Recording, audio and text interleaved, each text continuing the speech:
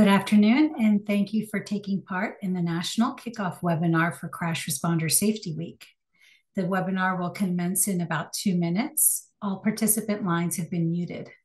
The webinar is hosted by the Federal Highway Administration and supported by the National Operations Center of Excellence. The FHWA welcomes participants to enter their name and association in the chat box. Towards the close of this webinar, all participants will have an opportunity to sign the National Crash Responder Safety Week proclamation using Menti link provided on the screen here, as well as input in the chat momentarily.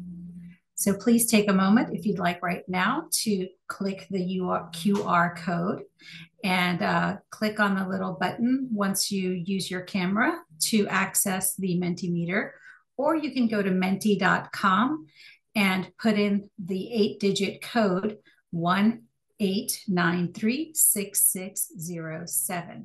Once you do that, you will be on the Menti screen, which will look something like this. And as a warm-up, we invite everyone to share where they're from. And so you can get onto that mentimeter.com, menti.com, and go ahead and tell us where you hail from this afternoon or morning for those on the West Coast.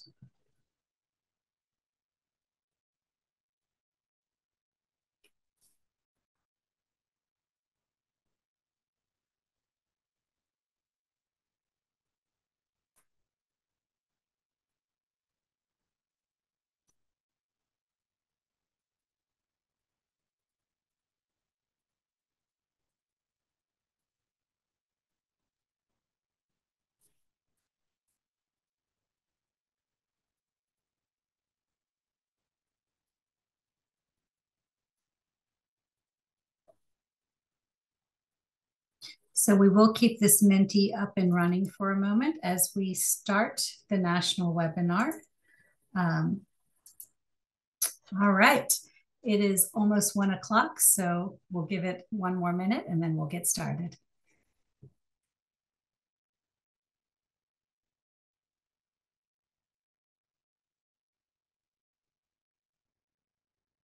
All right, good afternoon, everyone, and thank you for joining us for the National Kickoff webinar for Crash Responder Safety Week. This webinar is hosted by the Federal Highway Administration and supported by the National Operations Center of Excellence. The FHWA welcomes participants to enter their names and associations in the chat box. Towards the close of this webinar, all participants will have an opportunity to sign the National Crash Responder Safety Week proclamation.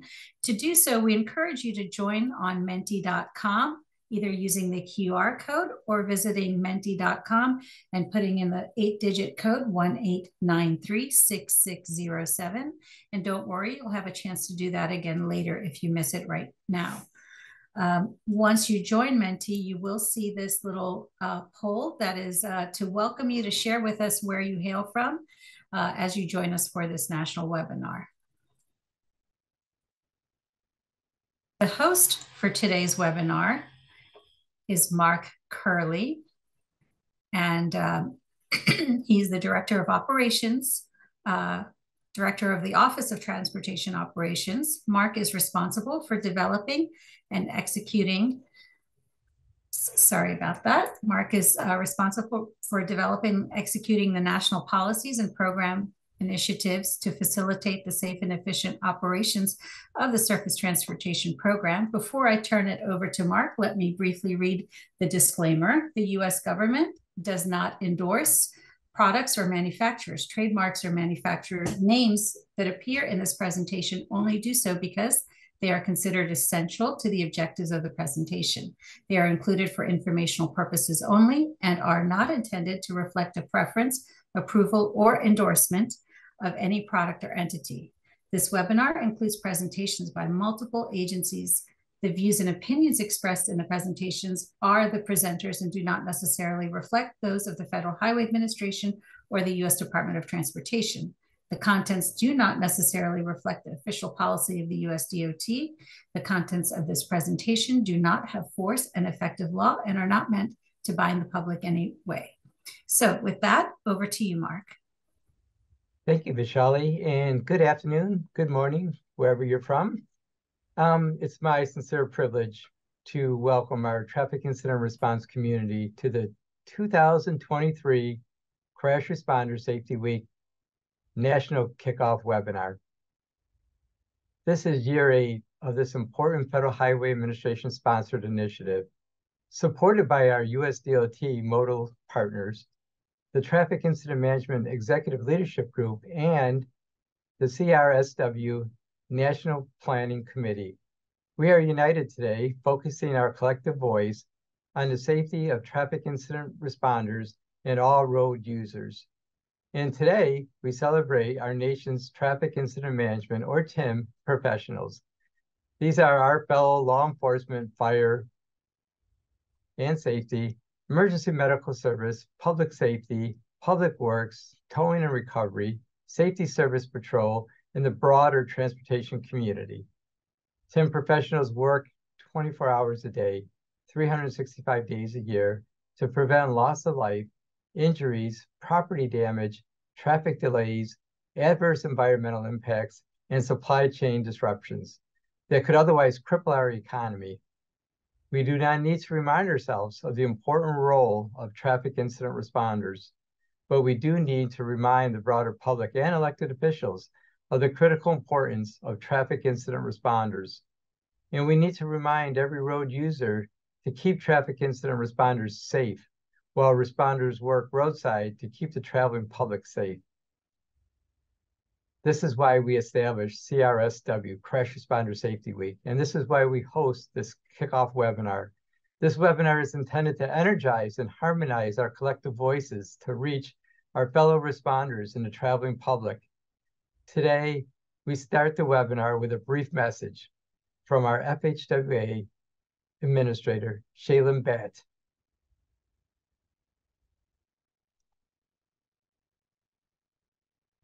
Hello, I'm Shaylin Batt, Federal Highway Administrator with the U.S. Department of Transportation. Every community depends on first responders to come to the aid of crash victims. We rely on our first responders to safely and quickly clear crashes, stalled vehicles, debris, and other roadway incidents. Every 2 seconds in the course of this work, a first responder puts himself in harm's way to help us and to protect us. During this Crash Responder Safety Week, we call on every driver to protect those who protect you by slowing down, moving over, and staying alert when approaching our first responders who are working roadside. These are our brothers and sisters, our coworkers, neighbors, and friends. We remember and honor our first responders who laid down their lives while responding to traffic crashes and other incidents, and the countless others who bear the scars of life-altering injuries. This Crash Responder Safety Week, we applaud the nearly 700,000 first responders nationwide who have completed the National Traffic Incident Management Responder Training. This free 4-hour training saves the lives of first responders, and it also saves the lives of road users by preventing secondary crashes. If you are a first responder and have not yet taken this training, we encourage you to invest in your safety and get trained. The U.S. Department of Transportation and Federal Highways are committed to improving safety for first responders and all road users through our National Roadway Safety Strategy and its post-crash care objective. And through our Everyday Counts and innovation, Next Generation Traffic Incident Management, which helps communities deploy proven but underutilized technologies for saving lives, such as roadway debris removal systems, smart incident lighting, and advanced incident warning systems. At the Federal Highway Administration, safety is our top priority. That is why the FHWA, National Highway Traffic Safety Administration, and the Federal Motor Carrier Safety Administration come together every year for Crash Responder Safety Week. We come together with our partners in traffic incident response, our nation's emergency medical services, firefighters, law enforcement, public works, safety service patrol, towing, and other responders. We thank every responder and every driver for your commitment to protecting those who protect you this Crash Responder Safety Week and every week throughout the year. We owe our first responders a huge debt of gratitude for the work you do. Thank you so much. Hello. To reiterate Shaylin's message, we owe our first responders a huge debt of gratitude for the work you do. Thank you so much. Let me thank in advance our two responders speaking today, Joe Krobold and Connor Boyle. Let me also thank in advance our NHTSA and FH and our Federal Motor Carrier Safety Administration partners, Nanda Srinivasan and Tom Keene, who will share brief messages supporting Crash Responder Safety Week. As Shaylin noted, safety is our top priority. I want to emphasize today that CRSW and the broader Traffic Incident Management Program are integral to the US DOT's National Roadway Safety Strategy introduced by Secretary Buttigieg last year. The National Roadway Safety Strategy, or NRSS, adopts the safe systems approach, recognizing the need to design and operate transportation systems to prevent deaths and mitigate injury severity. This Crash Responder Safety Week, we recognize that incident responders, response training, and response technologies are essential to turning the tide of injuries and deaths on our nation's roadways. We recognize that TIM is critical to post-crash care and a key safe systems approach objective. I am pleased to share that our TIM program, in execution of the National Roadway Safety Strategy, has developed and begun implementing an outreach plan for the safety of EMS personnel. We developed and are implementing this plan with our EMS stakeholders, such as the National Association of State EMS Officials and the National EMS Management Association. Our TIM program will also be promoting advanced TIM technologies targeted at all responder and motorist safety. In previous Crash Responder Safety Week kickoff events, we have spoken to the upward year-over-year trend in deaths among traffic incident response communities. This year, we have positive news to share. For the first time in 5 years, that the Emergency Responder Safety Institute, ERSI, has been collecting data. We saw a 2-month period of 0 responder line of duty deaths. This demonstrates that the goal of Vision Zero, specific to the traffic incident responders, is tenable. And while the trend did not continue for year 2023, we have seen approximately a 20% fewer line of duty deaths compared to last year. But even one death is too many, and this does not reflect the untold responders with career-ending and life-altering injuries. We will speak more on this during today's webinar as well. As a community, reached millions last year with the Crash Responder Safety Campaign. Next year, whenever road users come across the scene of a traffic incident, we want motorists to remember that specific faces and specific stories of risks they took and the lives they changed. In the background, behind campaigns like this, the Federal Highway Administration continues to work with each of you to push for efficient detection, response, and removal of incidents on our nation's roadways. So Crash Responder Safety Week also includes key information about enhanced training and preparedness for incident responders, but strong TIM community and advanced TIM practices, and about better data collection and analysis surrounding responder injuries and deaths. On behalf of the Federal Highway Administration, our sincere thanks to every responder and response leader making a commitment today to amplifying Crash Responder Safety Week, and our sincere gratitude for putting your lives on the line each day for each of us. This year, let's make sure that the story of our work is louder than ever. Now, let me introduce our dear friend, Nanda Srinivasan. Nanda is NHTSA's Associate Administrator for Research and Program Development. His team provides national leadership and technical assistance to states and other stakeholders in the identification, research, planning, development, demonstration, implementation, evaluation, and dissemination of highway safety programs. Welcome, Nanda. Thank you, Mark, and thank you all very much for joining us online.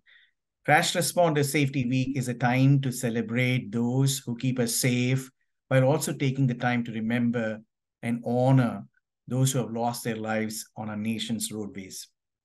Responders, Mark had a huge list of them. They include law enforcement, emergency response, fire, roadside assistance, highway workers, many others who keep our roads and us safe.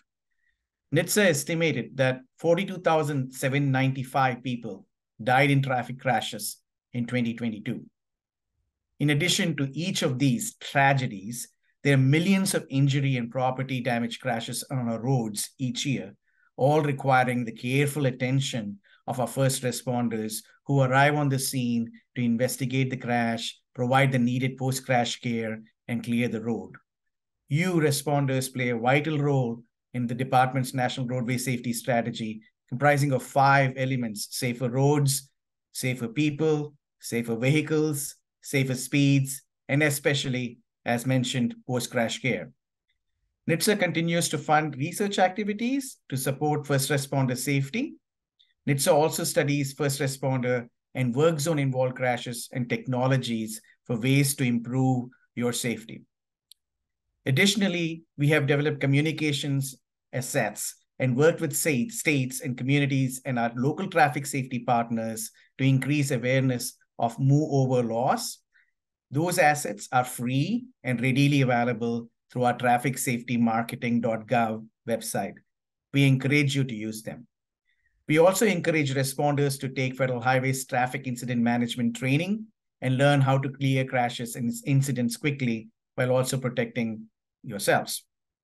NHTSA reminds everyone to be alert for first responders and move over when they see flashing lights. Thank you very much. Back to you, Mark. Thank you, Nanda. Now I'd like to introduce Jim Ostrich. Jim Ostrich is a member of the FHWA program team. Jim leads multiple TIM programs focused on responder safety, including the National TIM Responder Training Initiative. Over to you, Jim.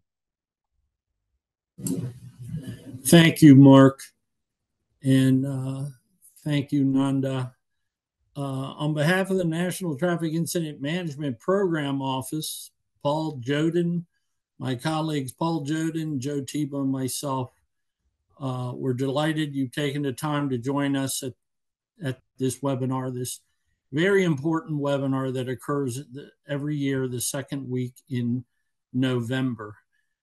Mark mentioned that it's the 8th year in its celebration, if you will, to honor those responders that have paid the ultimate price.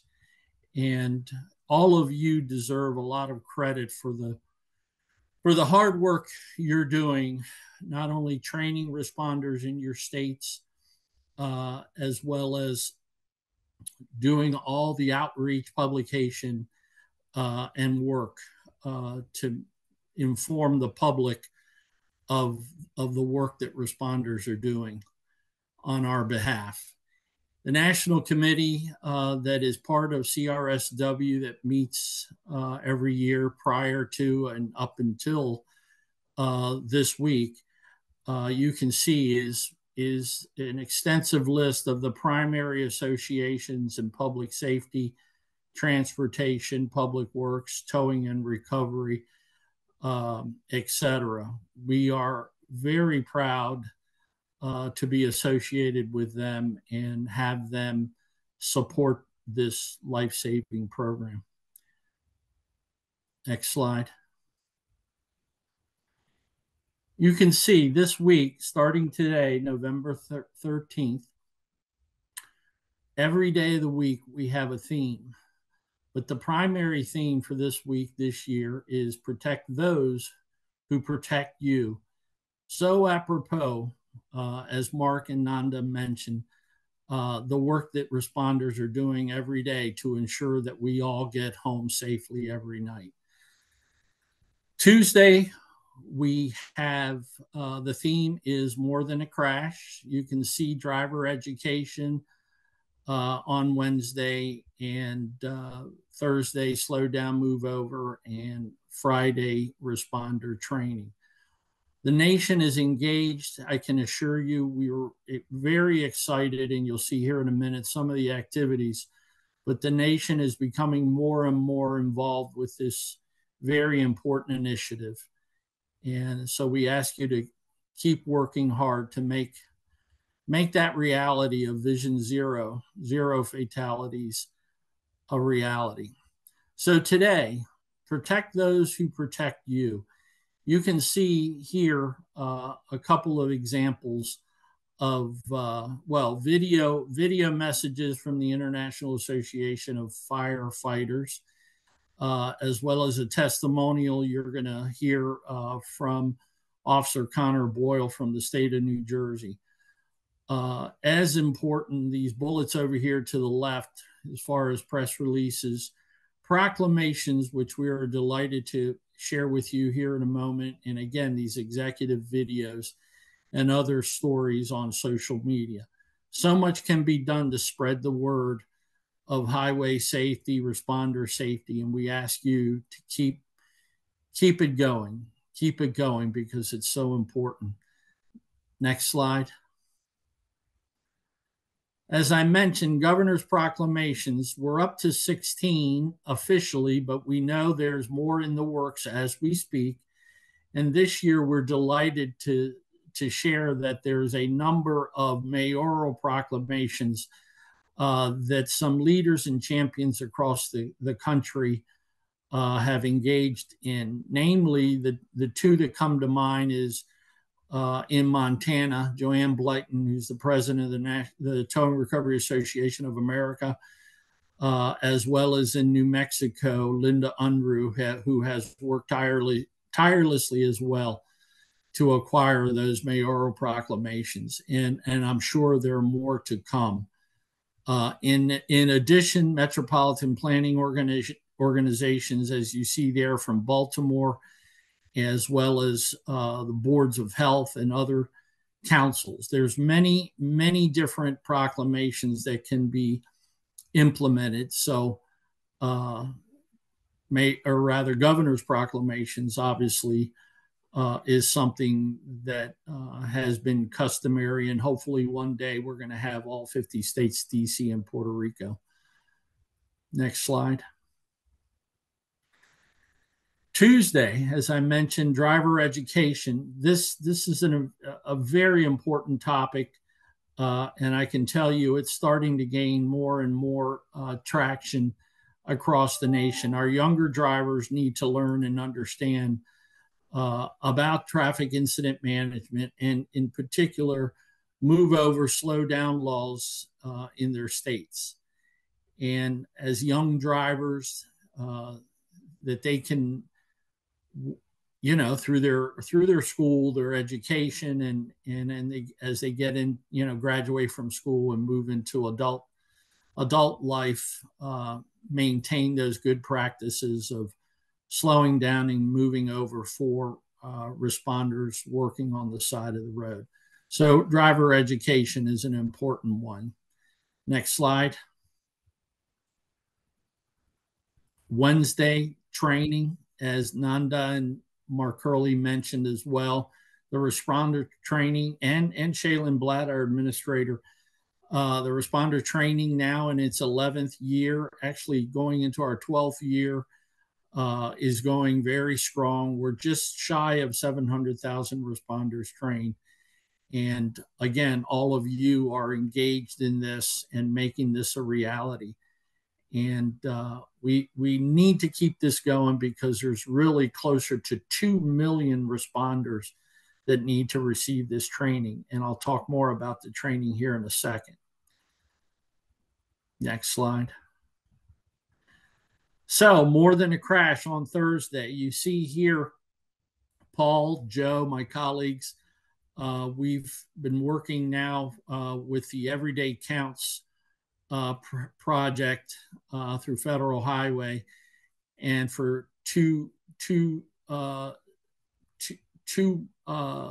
years in a row, or two sessions in a row now, two 2-year sessions, I should say. Everyday Count 6, Next Generation Tim, and now Everyday Count 7 that we just kicked off in the middle of kicking off. Has to do with those technologies, again, that Administrator Shaylin referred to, underutilized technologies that support traffic incident management.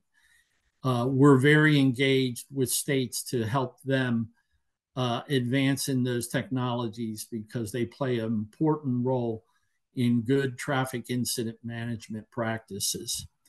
And obviously all the benefits that come from those technologies.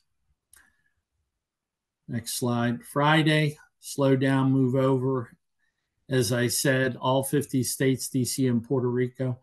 Our collaboration, we're very proud to be working with the National Highway Traffic Safety Administration, NHTSA, Federal Motor Carrier Safety Administration, and all our associations in public safety, transportation, public works, and engineering, including AASHTO, by the way. Together, we can make a huge difference in the lives, drivers being injured and losing their lives.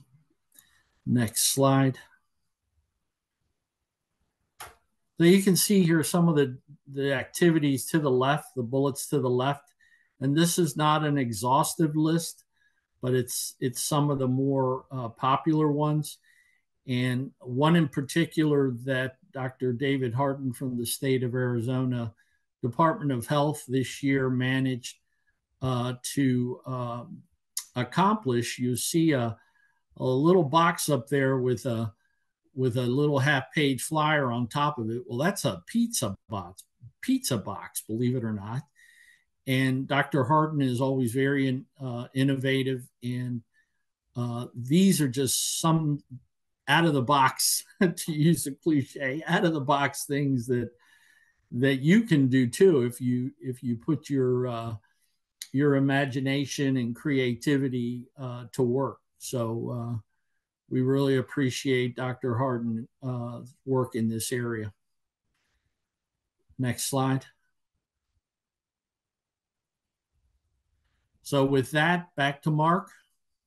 Thank you. Jim, thank you. Now I'd like to introduce Joe Crowbolt. Joe Crowbolt III is a 35-year career professional in public safety transportation and capital infrastructure. He serves as the Assistant Loudoun County Administrator. Joe has also served as the Director of Fire Emergency Services for Washington County, Maryland, and the Chief of the Volunteer Fire Company of Halfway, Maryland. Joe is a great friend to the FHWA TIM program and an advisor to the Emergency Responder Safety Institute. Welcome, Joe.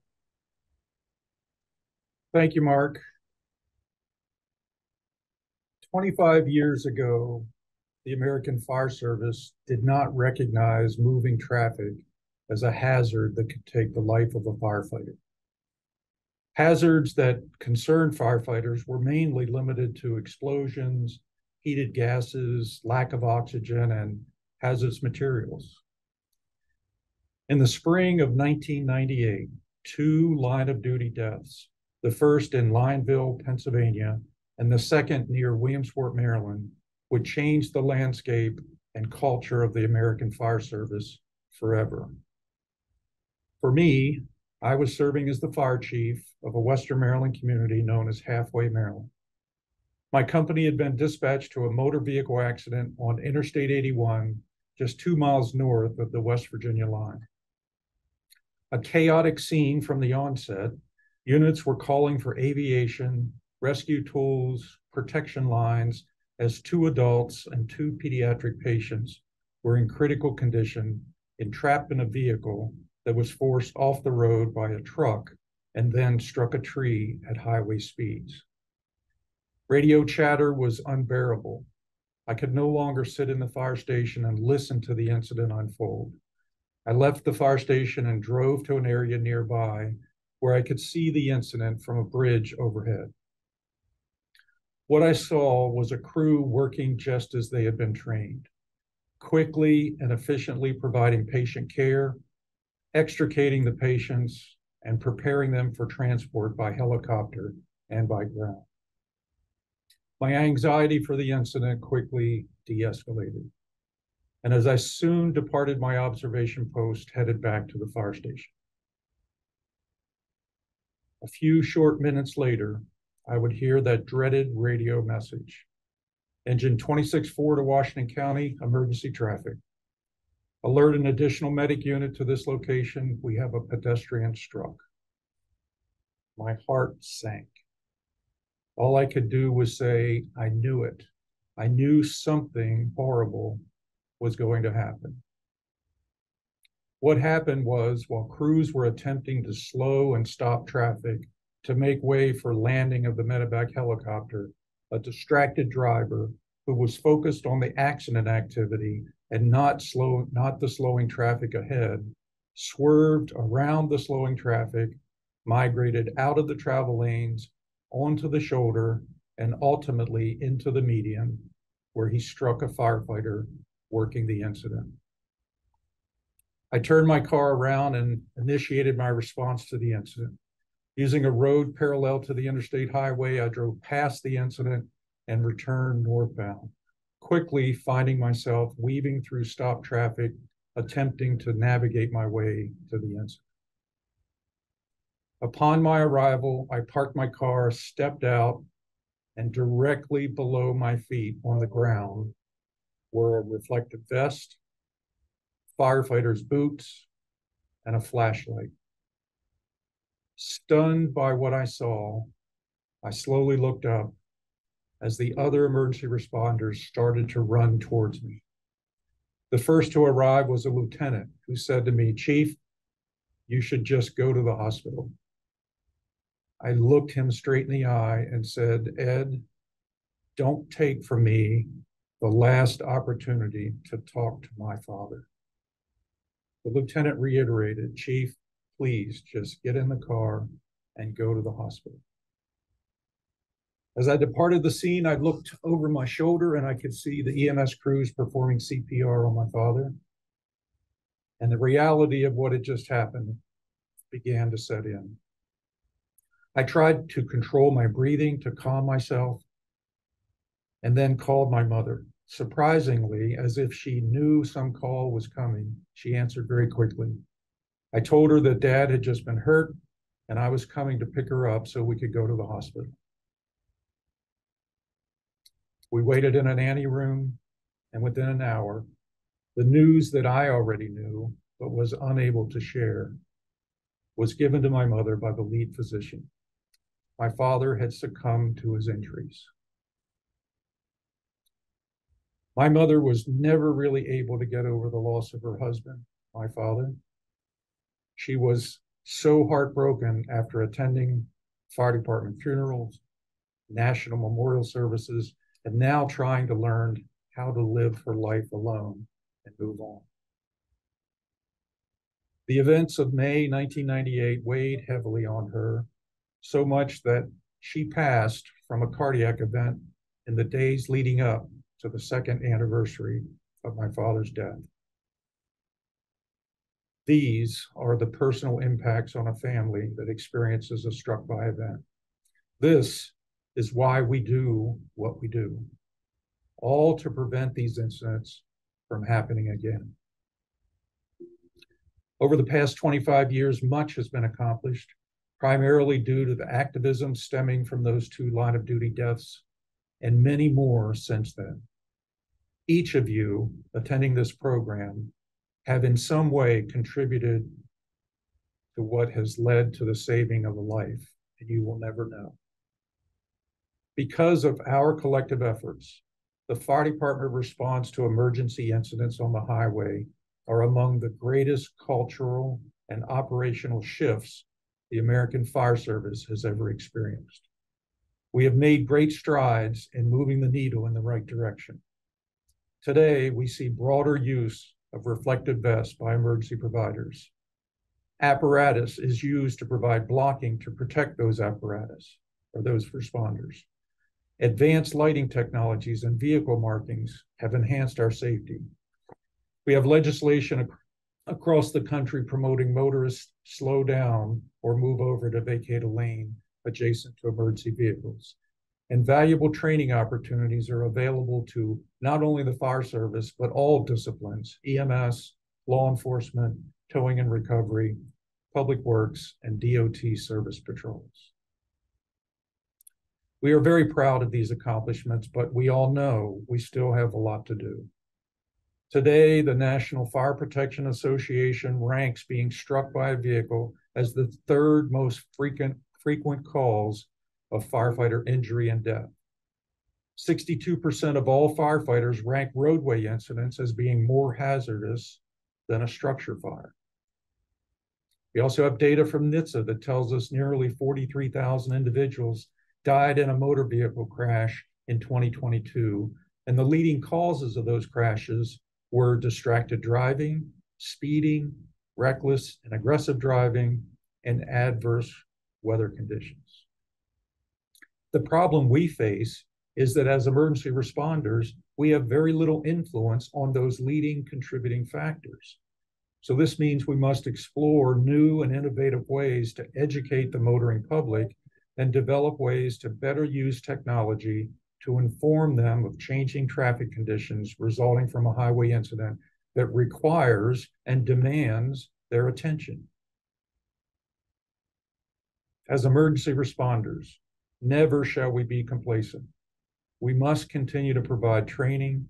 We must continue to provide blocking protection, continue to wear a reflective vest, continue to properly set up traffic incident management areas, and forever be vigilant of the risk of working on the highway.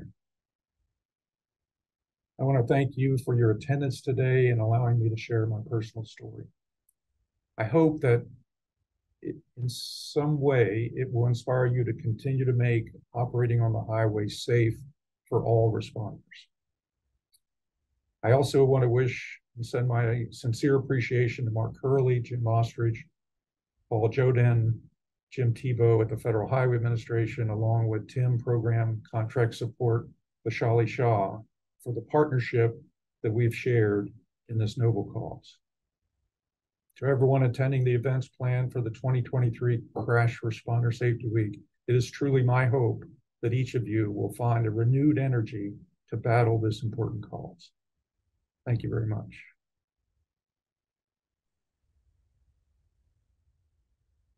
Joe, thank you so much for sharing your story and for your friendship and for all that you do for all of us. It's a real pleasure working with you, and I'm just every time I hear your story, Joe, it's just very emotional. Thank you for sharing that, Joe. Thank you, Mark. Now I'd like to introduce Paul Joden. Paul's a member of the FHWA TIM program as well.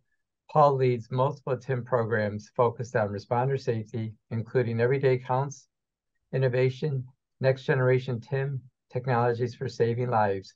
Take it away, Paul. Thanks, Mark, and thanks, Joe. I've heard your story a few times, and every time it really hits me, and can only imagine the pain, the lifelong pain that whole incident has had on you. And as a reminder to everybody that's there are hundreds of others that have similar stories, right? So it's not just Joe's story brought home to us today, but many others. So I'm going to talk to you a little bit about our Everyday Counts initiative, and the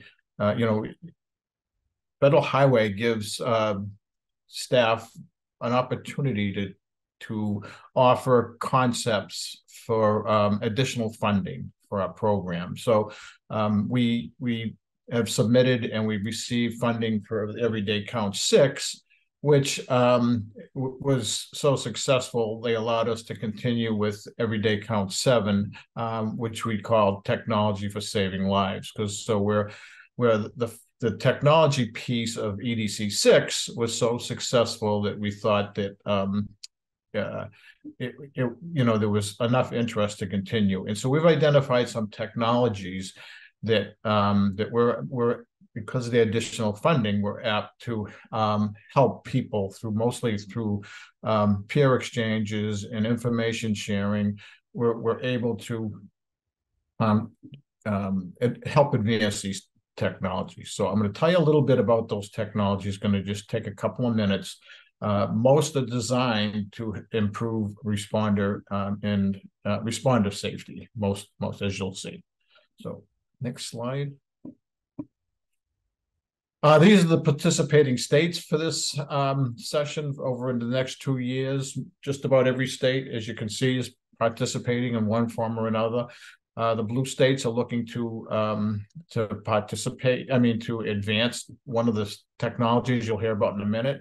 The ones in yellow are just in sort of the information sharing, but they'll be advancing the states those the technologies as well. So next slide. So the technologies that we're looking at are advanced warning technologies, not necessarily arrow boards and VMS boards, but some really advanced technologies. There's some debris removal systems out there that responders, maintenance workers, service patrol operators don't have to get out of the vehicle. They can use basically a glorified plow to push debris off the road. We know how dangerous that can be. Not only the debris on the roadway, dangerous to everyone, but the responder or the maintenance worker that has to get out and try to remove that debris.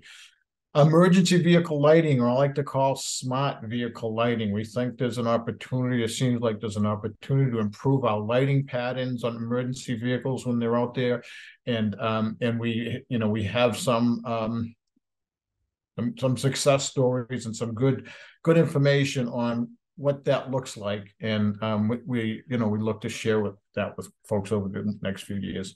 Emergency vehicle preemption, that's part of our post-crash care initiative as well. We getting the emergency vehicles through traffic signals safely and efficiently, quickly. We think we can save lives for patients as well. It's a proven technology that's been very successful in many locations, but now there's an advanced form of that technology that is cost effective and easier to implement. So stay tuned for that. If you're interested, just reach out to us. UAS, unmanned aerial aircraft systems for TIM. It's been proven that the quicker we're off the highway and the more information we have, the safer we can make everybody. And UAS has been very successful for crash reconstruction in particular, but there are other opportunities to use UAS as well that we've seen folks around the country using. Last but not least, TIM technologies for EMS to support post-crash care. This is part of our initiative to reach further into the EMS community and really give them information that they need, technologies and training, and in the opportunities that they're available there. So next slide. So what are we looking at with responder and vehicle technologies? Responder to the vehicle alert, these digital alerts that can be blasted when a responder is on the scene, turns his lights on. Commercial vehicle logging devices. There's some wearable technologies that make your you can wear on your vest. Sequential flares are becoming more and more common. Vehicle mounted arrow message boards, and then usually the mapping devices and the advanced technology that give folks a heads up when responders are on the side of the road. There's a debris removal systems. Right now we see there's 4 different manufacturers out there. There's 2 from Missouri that are basically they designed and made them themselves. Plans are available, and then there's a few others that are commercially available. Next slide. Emergency vehicle lighting, the smarter use of it with for that one responder that's on scene. I think that this has always sort of resonated. If we can improve the lighting, the pattern of the lighting, but the synchronization, the color, the intensity, maybe can help help motorists navigate around emergency scenes rather than blinding them with some of the lights that are out there today. And then emergency vehicle preemption, as I said, there's technology that's advancing, and where there's the old is a piece of equipment in the vehicle. There's a piece of equipment on the traffic signal, and then the next generation we see is part of the overall system used in the the AVL or the cloud. And I'm not going to pretend to understand how exactly it works, but you can get away without the tech, some of the equipment that's being installed. So we have some good stories, some case stories there that we can share with folks that are interested. So UAS, I think I've already mentioned that, but there are some of the ways to use the UAS. I won't read the slide to you, but there's our opportunity with UAS, and people love the UAS systems, right? Every state is using them now in some form. We just want to see them used more for TIM. And there's also the tethered as well as the free flying. Tethered is got some opportunities, some pros and cons to the tethered versus the flying. So when we're talking EMS, post-crash care, I'm not going to read this slide to you, but these are all the opportunities that are surrounding that EMS and then the post-crash care, the training and emergency vehicle preemption, lighting, hardening the scene, things like that. So we think that there is a lot of opportunity with the EMS community, and to bring them into the fold, if you will. Not that they've been outside the fold, but I don't think we often, with our TIM committees and our TIM activities and training that we do, as good a job as we can when we're reaching out to that EMS community. So what do? We conduct webinars, monthly webinars, and different topic-focused webinars, peer exchanges, and workshops, both in person and remote, virtual. We'll be doing some peer exchanges coming up in the spring, a little later on in the spring, I think. But we can provide technical assistance. We know people who know this stuff, right? So we'll be providing a lot of information. And if you want any information, anything we've just mentioned in particular, please reach out to Jim Ostrich, Joe Tebow, or myself. Not necessarily in that order. Anyways, next slide. With that, Mark, back to you. Thank you, Paul. Now I'd like to introduce Tom Keene.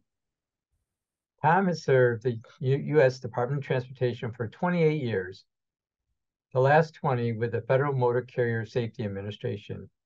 He currently serves as the Associate Administrator for Research and Registration, where he provides executive leadership directing the Office of Analysis, Research, and Technology, as well as the Office of Registration, which oversees all motor carrier applications and insurance filings. Thank you for joining us today, Tom. Thank you, Mark. Appreciate the introduction, and I'm extremely happy to be here. And on behalf of the Federal Motor Carrier Safety Administration leadership, I too would like to thank all of the incident responders in attendance today. As you said, Mark, at the beginning, traffic incident management is just a critical part of the National Roadway Safety Strategy, and it's specifically called out as a key element in the post-crash care objective.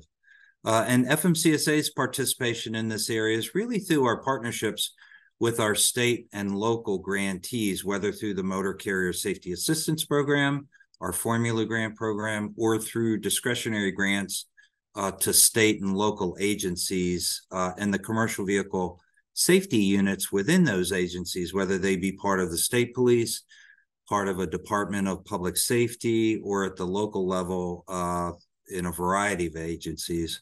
All these organizations and the members in the commercial vehicle safety units, like many of you today, are called upon to respond to crash scenes and other highway incidents in our case, involving commercial motor vehicles, as well as conducting roadside inspections on the shoulders or at an inspection station along the highway. So we have an important role here to play too.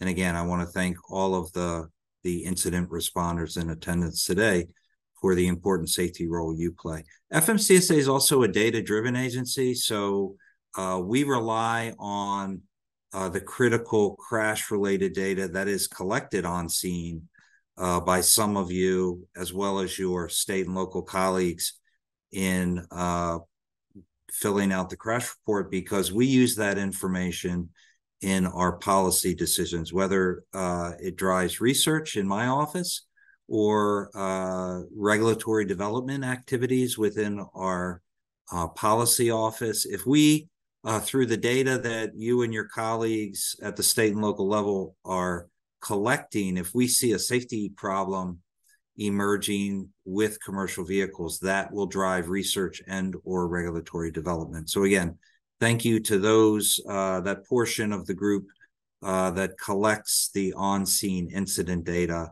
that we use in our work.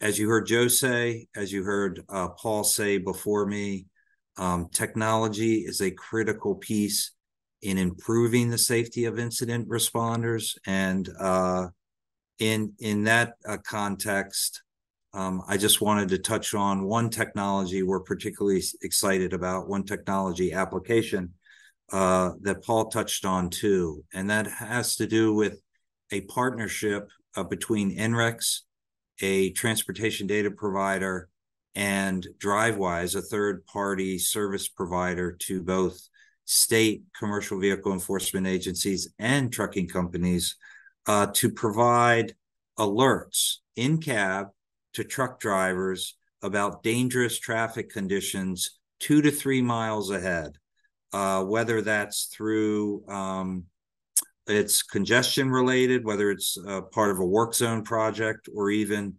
part of a post-crash traffic queuing.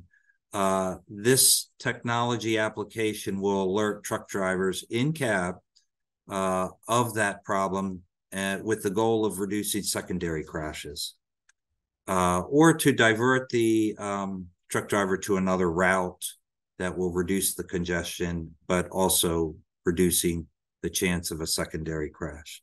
So this is technology we're really excited about. You do not have to be, as a truck driver, a DriveWise customer to get the benefit of this technology. All that is required is for the electronic logging device in the cab of the truck driver to be capable of passing along that alert. And our role, FMCSA's role in this technology application, its use, its expansion, is through our Innovative Technology Deployment, or ITD grant.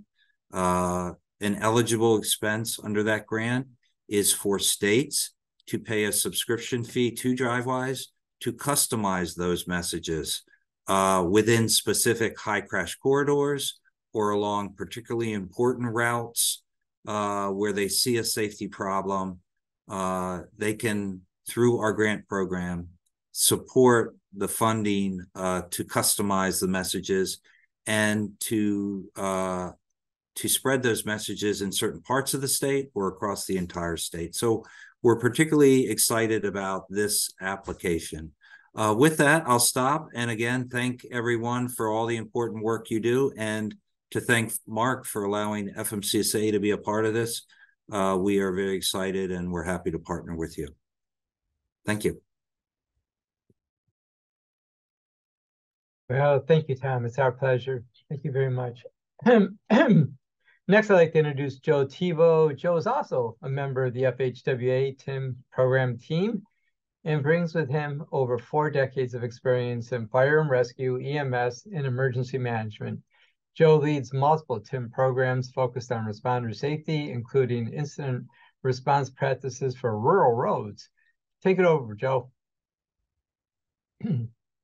Thanks, Mark. Thanks, everybody. Welcome to Crash Responder Safety Week.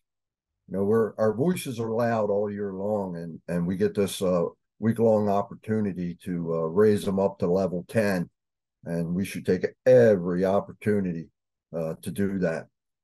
So with that said, I want to talk about the scope of the struck by issue. And when we talk traffic incident management, it's more than post-crash care, right? And I saw a comment in the chat there just a few seconds ago about the elephant in the room, and that is, how do we change drivers' behaviors out there? But we're working on that, right? It's how do you eat that elephant one bite at a time? So the distracted driving issue is huge, as we heard earlier. The one of the leading causes of fatal crashes. So we need to educate, and we know that several states and localities have blended the move over, slow down, move over laws into their driver's ed programs and all. So that it's a valid point, and it's a hurdle that we're working on. But we know there are so many elements, right? Safer response vehicles of the five innovations there in the safe system approach. Developing and utilizing safer vehicles. Our move over laws, they're gaining specificity and enforcement, right? And they have some power behind them, and it helps to save lives. But we're getting that message out. And preventing crashes, right, through design, engineering of the roads, and taking responders into consideration when roads are designed for turnarounds and other items. Traveler information systems out there, the 511s and the other systems that are out there to notify drivers well in advance that something's happening, and medical care.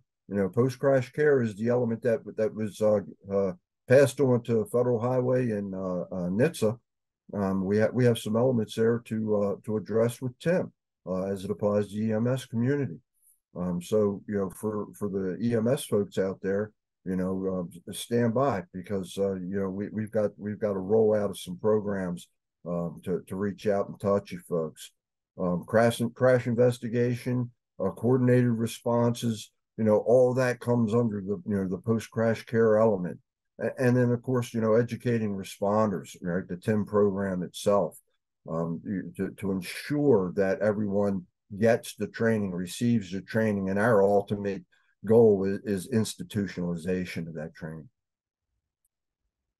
We look at the crash fatalities, and we know what they are, right? We know what those numbers are.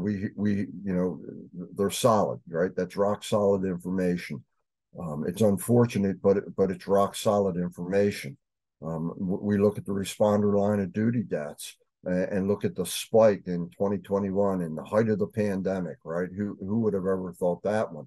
When we see these numbers of the fatalities, you have to understand the full picture, and the full picture is behind these fatalities are numerous near misses and numerous struck where there wasn't a fatality, but it might have been career-ending, life-changing type of injury. And then there's the millions, probably tens of millions of dollars of damage to equipment when no human being's been struck, but the apparatus has been struck. So there's all the iceberg below the water that we seek to learn and get a better picture of what's going on out on the roads. The cost of crashes, NHTSA put this report out back in February. And the social and economic impacts, $340 billion to the economy and economic costs, and 1.3 trillion in societal harms. Loss of life, loss of career, loss of a lot of things. So there's more stories behind the cost, the actual crashes that we respond to. There's a hidden story, but a big story to be shared.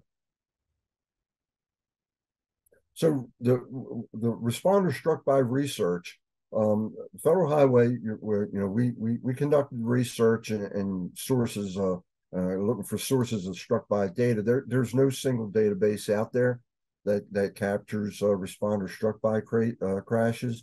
or there was no single database out there, right?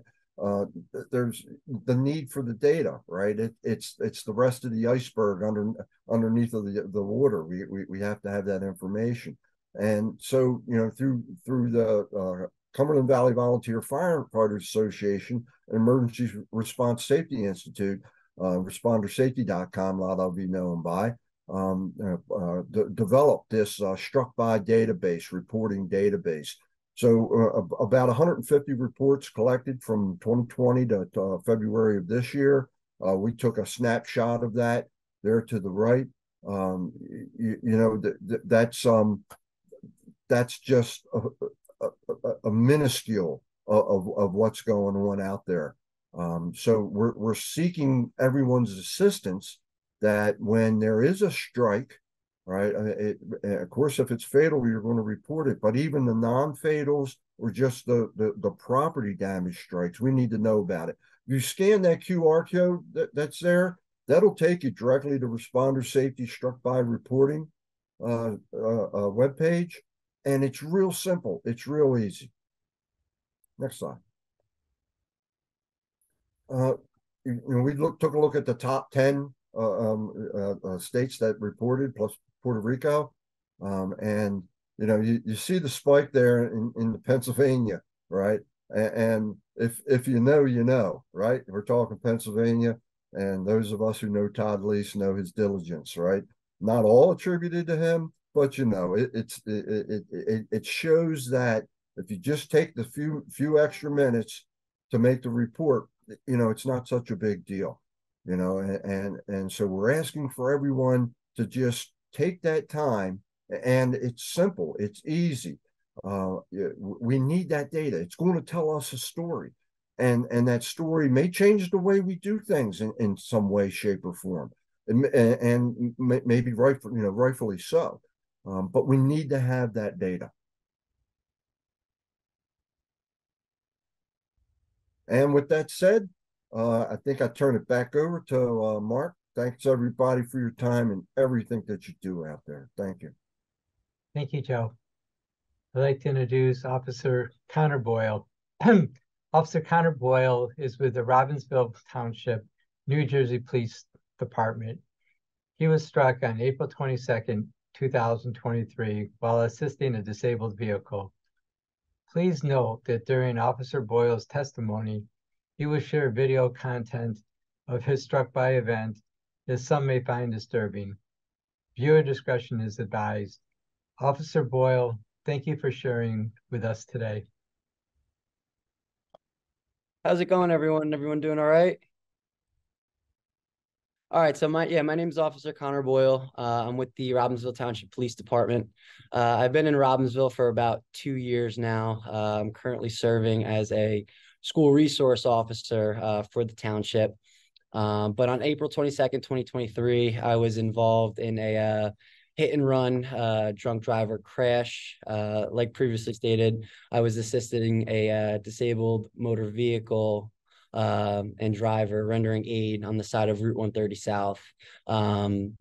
As I was talking to the driver, trying to get his vehicle into neutral and get him back into his vehicle so I could push it down the street into a safe area, I was then struck. After I was struck, I ended up crawling out of the roadway. Thankfully, you know, there was no other passerbys that actually ran me over.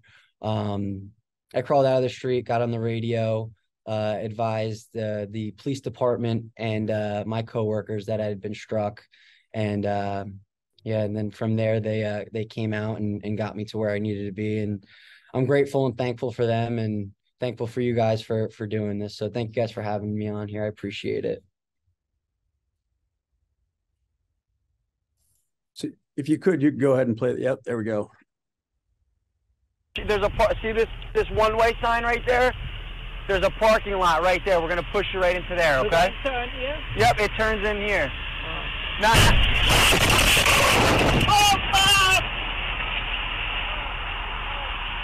Yeah, there was a little bit of a language barrier there. You know, like I said, I was trying to get him back into his vehicle. get him in a safer location. Normally that roadway at that time of night isn't too busy. But yeah, like I said, never in a million years would you ever think something like that could happen to you, but it can, and it did. So I'm just grateful to obviously be here and grateful to survive and tell my story. But yeah.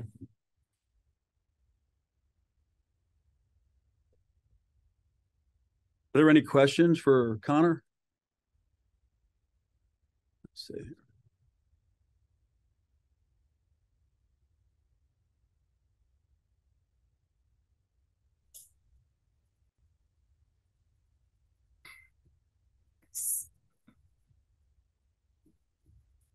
Okay, Officer Boyle, thank you. There is a question with okay.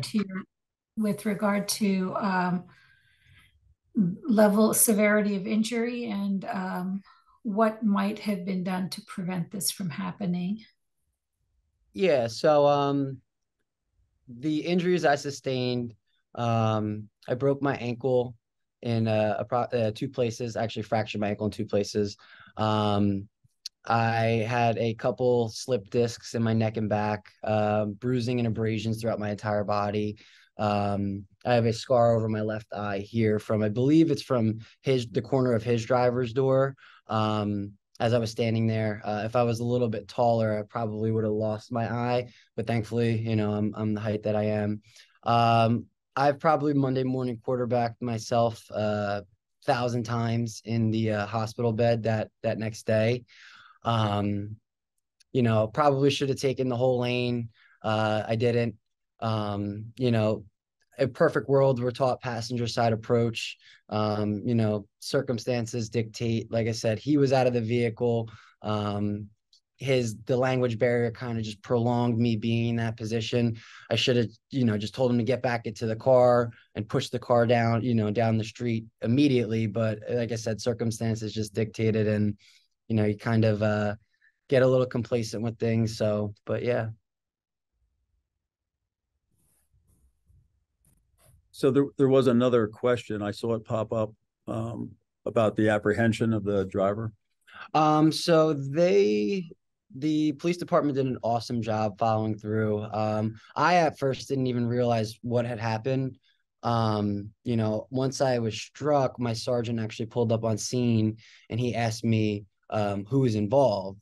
It wasn't until that point that I had realized that the person that did run me over took off. So they through the MVR, they were able to kind of piece together the license plate, and it came back to the town over. So they went out to the residence, and they actually found my tourniquet wedged into the grill of the car.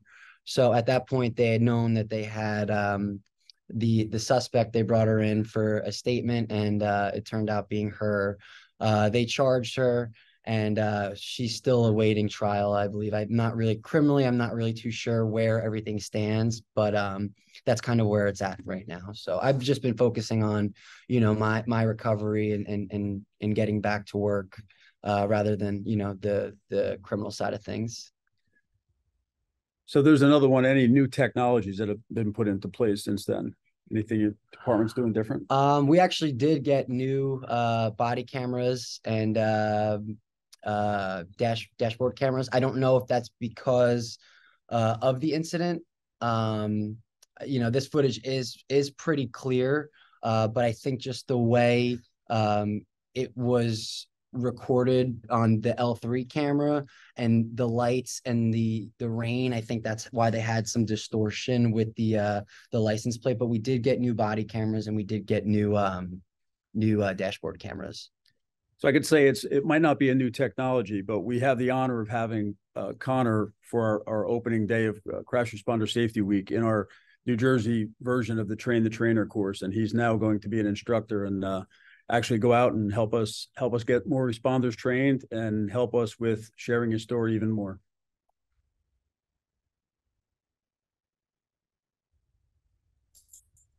Thank you. Over to you, Mark. Thank you, guys. Thank you, Connor, Officer. thank you. Thank you so much, Officer Boyle, sharing your story and being with us today and for what you're going to be doing this week with the folks in New Jersey. Thank you so much. Now I'd like to turn it back over to Jim Ostrich. Jim Ostrich to share information on a refresh to the National TIM Responder Training Program and to close out the webinar. Okay, thank you, Mark. Transition here to the slides. So as you heard me say earlier, the National Traffic Incident Management Responder Training Program is alive and well and going strong, but we have much more work to do to try to reach the closer to 2 million responders that are in need of receiving this training.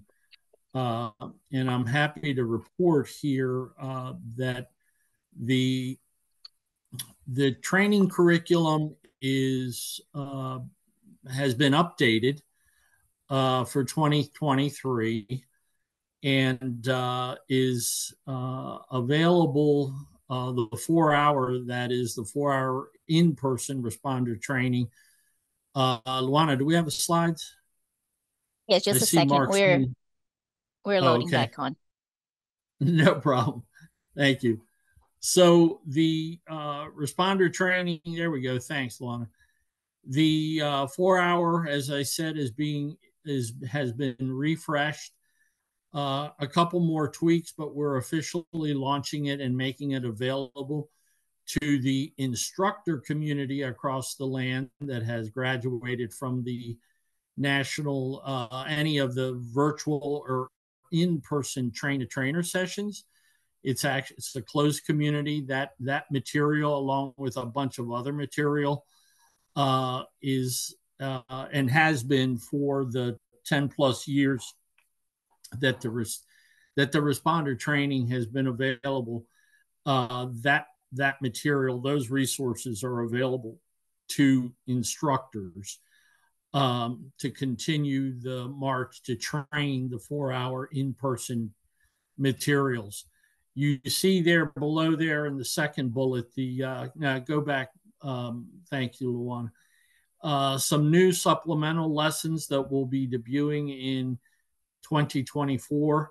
You can see them there. There's actually 5, A through E, and then a supplemental lesson, F, for rural traffic incident management that our colleague Joe Tebow led the charge on that and is a wonderful product.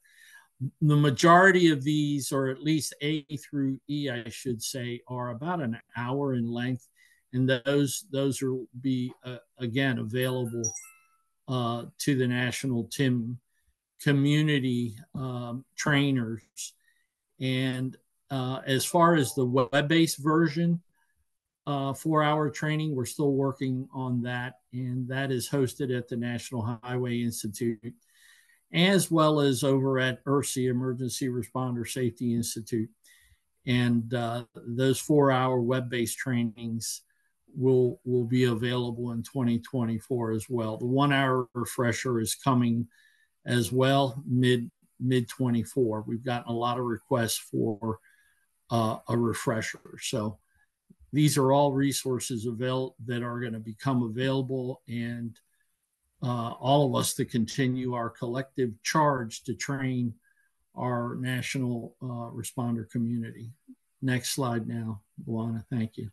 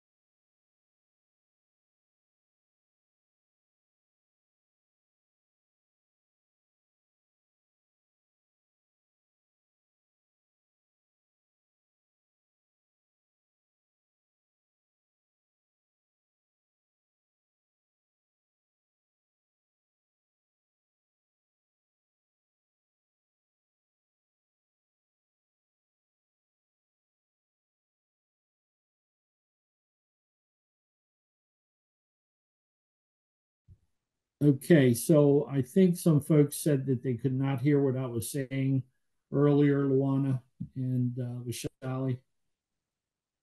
I was just reminding folks that they have the ability to sign the proclamation, I believe, through the rest of the week.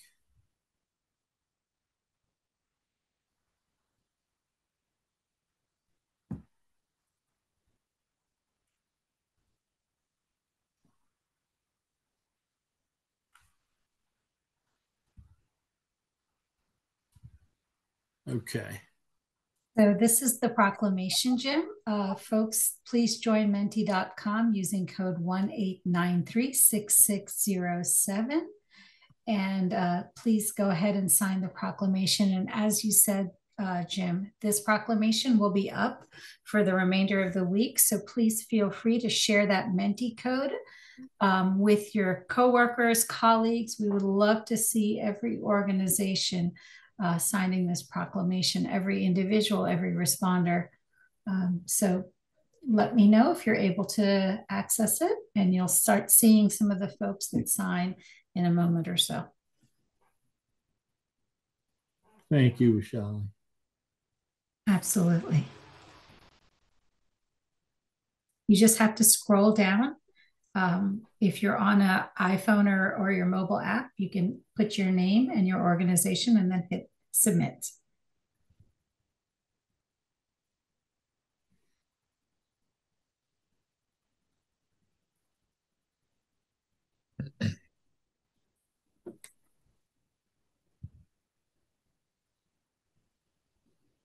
And so while individuals are putting in their names, perhaps we can take a moment, Mark, to thank everyone for participating. And then we will leave this on for the next 5 minutes, and then we'll be closing the webinar. So Mark, back to you.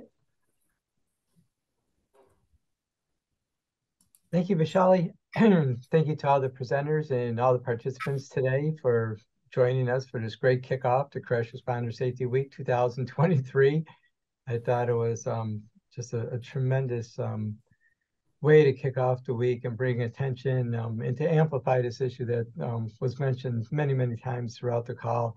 Vishali, what was our final number of participants? Do you know? I think we were over 270 participants. Fabulous. So thank you to all, and keep doing the good work with the proclamations and everything else that you have planned in your area this week. Thank you. And if I might follow on, for those that are doing creative things like what David Hardin did or what New Jersey Department of Transportation did, if you've created unique collateral, please share it with the FHWA TIM team. We would love to feature you as we plan for next year's Crash Responder Safety Week, so that, you know, the unique things one organization does can be replicated by others to better reach the public. And we see a lot of names coming up, some great friends and some new friends.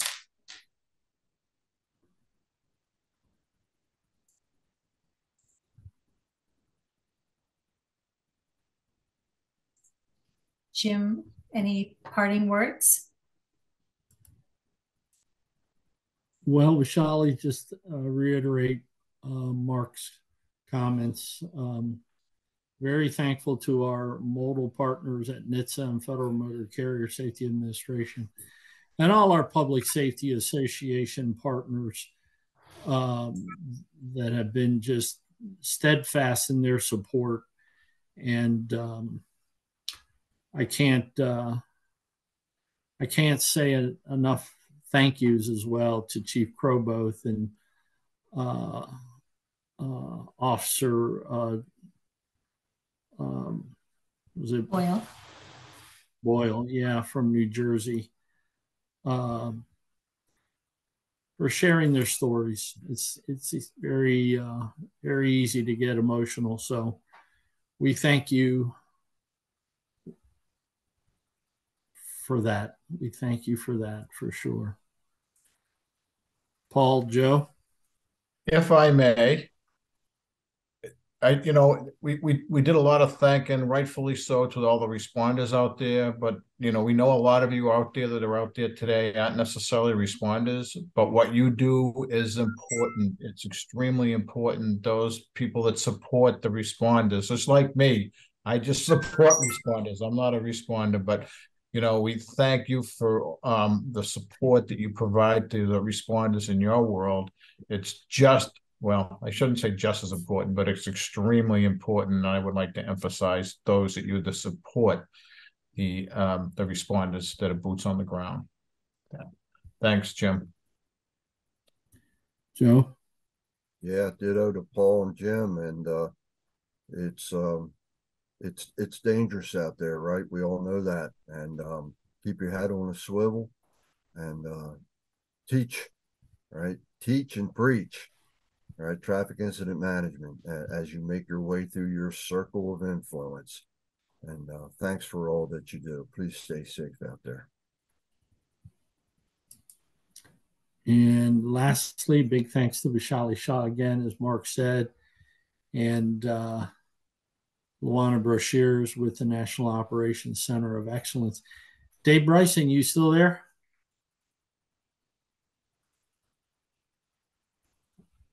Okay. Just wanted to see if you wanted to make any remarks, David. Happy to be teamed up with you all, Federal Highways, and looking forward to continuing our efforts into the future. Thanks for having us. Thanks, David. And David, by the way, is a big part of our program and is a leader in the Office of EMS at the National Highway Traffic Safety Administration. I know Jack Kostolnik was here as well earlier. I don't know, Jack, you want to make any remarks, sir? I'm back, Jim. Yeah, I just wanted to say that, I was very happy to be part of the TIM ELG group on behalf of FMCSA, and I know it's very important to keep our first responders safe, and I was happy to be part of this effort. So thank you very much for all you've done and what all the group is doing to promote first responder safety. Yes, indeed, sir. Thank you. So, Vishali, I think we are ready to close the webinar, but just know that the Mentimeter will stay up and we'll be sharing the Menti link through other media. And we welcome you to share it within your social media as you work this week to promote Crash Responder Safety Week. Luana, back to you. Thank you, and thank you everybody for attending today. Just as a reminder, the recording for this webinar will be available on NOCO's website tomorrow.